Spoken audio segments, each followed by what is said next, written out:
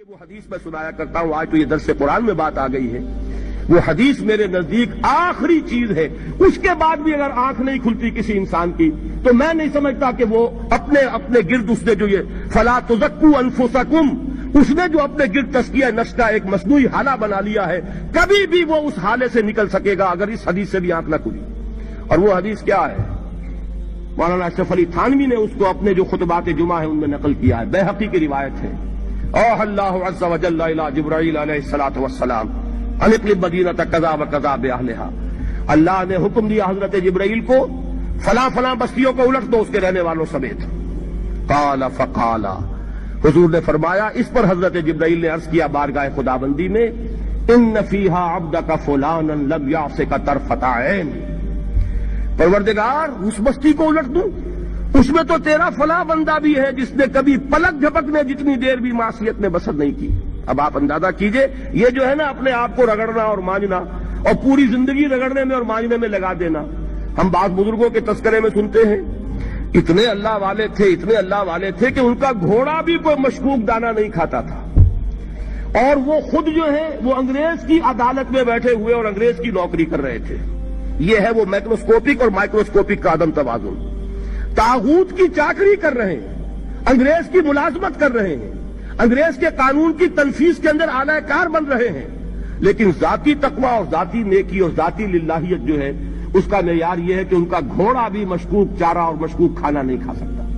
یہ ہے وہ عدم توازن، اس کو نوٹ کیجیے گا، جس کو کہ اس حدیث میں محمد رسول اللہ صلی اللہ علیہ وسلم نے واضح کر دیا کہ حضرت جبرائیل عرض کرتے ہیں کہ اللہ فلاں بستی کو الٹ دوں، اس میں تو تیرا فلاں بندہ بھی ہے جس نے پلک جھپکنے جتنی دیر بھی معصیت نے بسر نہیں کی۔ ذاتی نیکی کا اب اس سے اونچا کوئی مقام کوئی شخص مجھے اگر بتا سکے تو میں اس کا مرید ہو جاؤں گا۔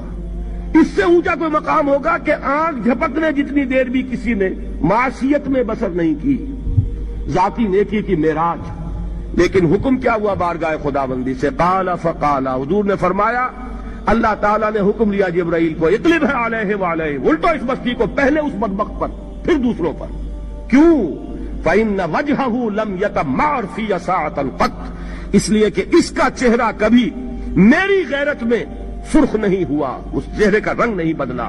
بے غیرت انسان، بدیاں پھیلتی رہیں، میرے دین کو روندا جاتا رہا، میری شریعت کی دھجیاں بگڑتی رہیں، عوامر کا مذاق اڑایا جاتا رہا، نواہی کے لیے دنیا کے اندر جن چیزوں سے میں نے روکا اس کے لیے فلسفے تراشے گئے، اور یہ لگا رہا مست رکھو ذکر و فکر صبح گاہی میں اسے، یہ سوائے ذاتی اپنے اس اصلاح کے اور ذاتی تقوی کے اور ذاتی نیکی کے اور ذاتی عبادت گزاری کے یہ میدان میں نہیں آیا، اس کا خون نہیں کھولا کبھی، اس کے چہرے کا رنگ متغیر نہیں ہوا، لہذا یہ دوہرا مجرم ہے۔ یہ ہے وہ تصور جو یہاں پر نوٹ کیجئے۔ ہاں، اس کے یہ معنی بھی نہیں ہے کہ نماز بھی نہیں پڑھ رہے، روزہ بھی نہیں رکھ رہے، اقامت دین کے کارکن ہیں، فرض نماز آ گئی ہے وہ چلی جا رہی ہے، جماعت کا کوئی اہتمام نہیں ہے۔ اب یہ دو انتہائیں ہیں، ایک انتہا یہ کہ وہ تزکیہ نفس جو ہے اسی میں وہ رگڑنے اور ماننے کا عمل جاری ہے، ایک یہ کہ اس کا سرے سے کوئی تعلق ہی نہیں، اپنی ذات سے بحث ہی نہیں۔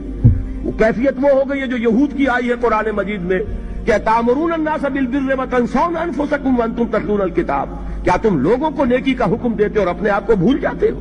یہ دوسری انتہا ہے۔ پھر وہی بات عرض کروں گا، وہی بال سے زیادہ باریک اور تلوار کی دھار سے زیادہ تیز راستہ ہے جس پہ چلنا ہوگا، کہ نہ یہ ہو کہ وہ مبالغہ ہو رہا ہو، اپنی ذاتی اصلاح میں تو مبالغہ کی حد تک آگے جا رہے ہیں، اور دوسرے یہ کہ اپنے دین کی تبلیغ و اشاعت، اقامت دین کی جدوجہد، اس کا کھانا ہی نہیں کھولا زندگی میں، وہ کھاتا ہی نہیں کھلا ہے۔ یہ ایک انتہا ہے۔ دوسری انتہا یہ ہے کہ انسان یہ سمجھے اپنے آپ کو کہ میں تو مجاہد فی سبیل اللہ اور دین کا کارکن اور دین کا میں اللہ کے دین کو قائم کرنے کی جد و جہد کرنے والا ہوں، جبکہ حال یہ ہو کہ جو کبائر ہیں وہ بھی زندگی میں موجود ہو۔ ظاہر بات ہے فرض کا ترک کبیرہ ہے، نماز فرض چھوڑی تو کبیرہ گناہ کا ارتکاب ہو گیا، وہ تو کبائر میں آ جائے گا۔ فرائض کا ترک کر دینا کبیرہ گناہ شمار ہوگا۔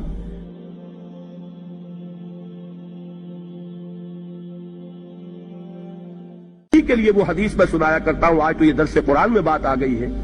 وہ حدیث میرے نزدیک آخری چیز ہے، اس کے بعد بھی اگر آنکھ نہیں کھلتی کسی انسان کی تو میں نہیں سمجھتا کہ وہ اپنے گرد اس نے جو یہ فلا تزکوا انفسکم، اس نے جو اپنے گرد تزکیہ نفس کا ایک مصنوعی